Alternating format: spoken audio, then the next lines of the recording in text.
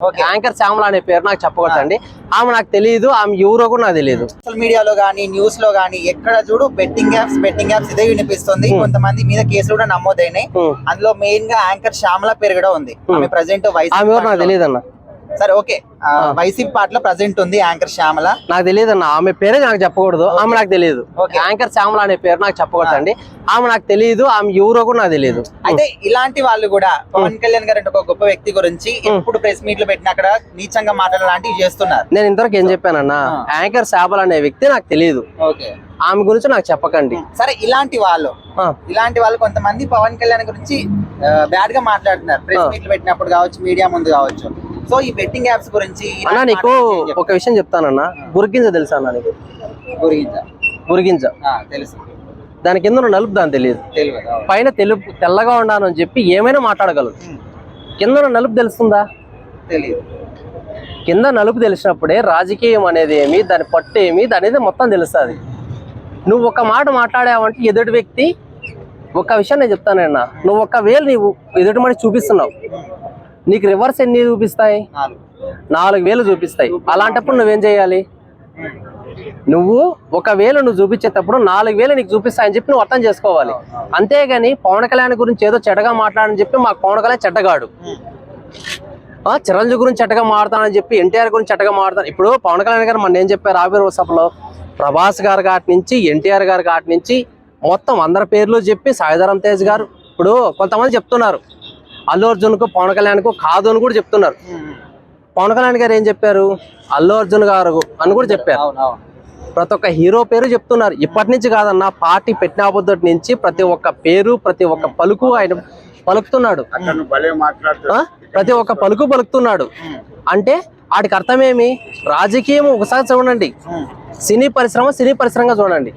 మీరు రాజకీయం సినీ పరిశ్రమ రెండు ఒకటిగా చూడకండి అని చెప్తున్నారు. ఎప్పుడైనా కానీ నువ్వు రాజకీయంలో ఎదిగేటప్పుడు రాజకీయం గురించి మాట్లాడు. నువ్వు పూర్తిగా రాజకీయంలోకి వెళ్ళి తర్వాత నువ్వు రాజకీయం గురించి మాట్లాడు. సినీ పరిశ్రమలో ఉండి నువ్వు సినిమా గురించి మాట్లాడుకోవాలి కానీ నువ్వు రాజకీయం. ఇప్పుడు ఒక విషయం చెప్తానన్న, ఏదో కాదు, చాలా మంది డీ ప్రోగ్రామ్ ఉండదు, జబర్దస్త్ ఉండదు, చాలా ప్రోగ్రామ్స్ ఉన్నాయి, చాలా మంది లాస్ అవుతున్నారు అని చెప్తున్నారు. ఒక వ్యక్తి ఆత్మహత్య కూడా చేసుకున్నారు నెల్లూరు. ఎవరో డీ షోలు వ్యక్తి ఆత్మహత్య చేసుకున్నారు. డీ షోలు ఏమన్నా ఇచ్చిందా? జబర్దస్త్ లో ఉంటారు, జబర్దస్త్ లో చలాక్ చంటి వీళ్ళంతా బయట వెళ్ళారు. ఎవరైనా ఏమన్నా రూపాయి ఇచ్చారా?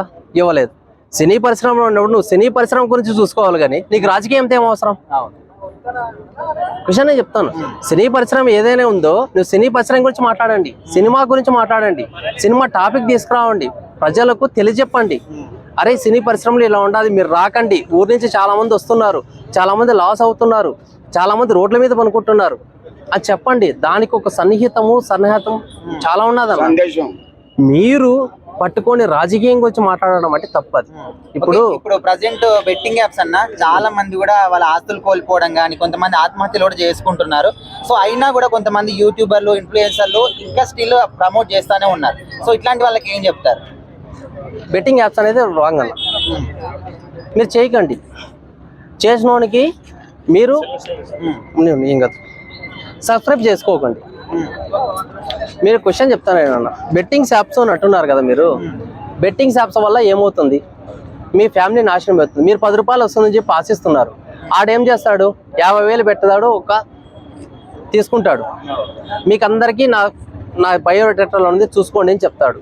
మీరేం చెప్తున్నారు? దాన్ని మొత్తం అంతా యాప్స్ అన్ని చేసుకుంటున్నారు, రెడీ చేసుకుంటున్నారు. మీకు అంత అవసరమే ఉంది బెట్టింగ్ యాప్స్ వల్ల? ఈజీ మనీ అవుతుందన్నా. రేపు నీకు ఇప్పుడు ఈజీగా వస్తుంది అంటే రేపు పొద్దున్నే ప్రాణానికి హానే కదా. కష్టపడి సంపాదించింది 10 రూపాయలు మనకు మిగడం లేదు. అలాంటిది మీరు ఈజీగా సంపాదించాలని అనుకుంటారన్న. ఈ బుద్ధి హైదరాబాద్ లో వచ్చి చిరంజీవి గారు అయినా సరే, అల్లు అరవింద్ గారు అయినా సరే, రామారావు గారు అయినా సరే, జూనియర్ ఎన్టీఆర్ గారు అయినా సరే, బాలకృష్ణ అయినా సరే, ఎంత నటన చేసి ఎంత నిలదొక్కుంటే ఒక మనిషి అవుతాడు. అలాంటప్పుడు మీరు ఈజీగా మనీ సంపాదించంటే ఎలా అవుతుంది? కాదన్నది. ఎప్పుడైనా కానీ మనం మనీ సంపాదించాలనుకునేటప్పుడు నువ్వు కష్టపడే తత్వం ఉంటే కష్టపడు. ఇప్పుడు ఏదో విషయం వద్దన్నా, నేను చిన్న సొల్యూషన్ చెప్తానన్నా. నా ఫ్రెండ్ ఒక పిల్లోడు ఉన్నాడు, వాడు ఖమ్మం డిస్టిక్, ఒక పల్లెటూరు. హైదరాబాద్కి వచ్చినప్పుడు 20,000 అప్పులు ఉన్నాయి. హైదరాబాద్కి వచ్చిన తర్వాత 1,30,000 అప్పులైనాయి. ఎందుకైనా రా అని అడిగాను. ఆడొక్కే మాట చెప్పాడు, అన్న నా శాలరీ వచ్చి 18,000, హాస్టల్ రెంట్ వచ్చి 5,000 పోతుంది. మా డాడీ మమ్మీకి 10,000 వేస్తా, ఇంకా నాకు 3,000 మిగులుతుంది. 3 కిలోమీటర్స్ మా జాబ్కు, వాడు ఉండే హాస్టల్కు 3 kilometres daily up and down నడుచుకొని పోతున్నాడు. వాడు 3,000 మంది పెట్టి కొనుక్కోగలడా? తిండి కొనగలడా? ఒక బిర్యానీ తినాలంటే ఆశపడగలడా? వారానికి ఒక్కసారి ఎవరికైనా మందు తాగాలని ఉంటుందన్న. నాకంటే క్వశ్చన్ చెప్తా, నాకంటే వదిలేసాయి. ఇప్పుడు ఎవరికైనా సరే మందు తాగాలని ఉంటుంది, 10 రూపాయలు సంపాదించాలని ఉంటుంది. అతను అప్పుల పాలు అయిపోకుండా మంచిగా ఉంటాడా? అలాంటి కష్టపడే వాళ్ళకి చోటు లేదన్నాడు. ఈజీగా మెతుడు, ఈజీగా చెప్పేవాళ్ళు ఏముందన్న. ఇప్పుడు శ్యామలా గారు చెప్తున్నారు, పవన్ కళ్యాణ్కి బుర్ర చల్లుతున్నారు. ఏమి నేను ఫేమస్ కావాలా? ఫేమస్ అయ్యే 1,00,000 మంది 1,00,000 చల్లుతారన్నా. ఫేమస్ అయ్యేది ఏముండదు. నేను కూడా ఫేమస్ అవుతా 2 రోజులు ఇతాకొస్తే.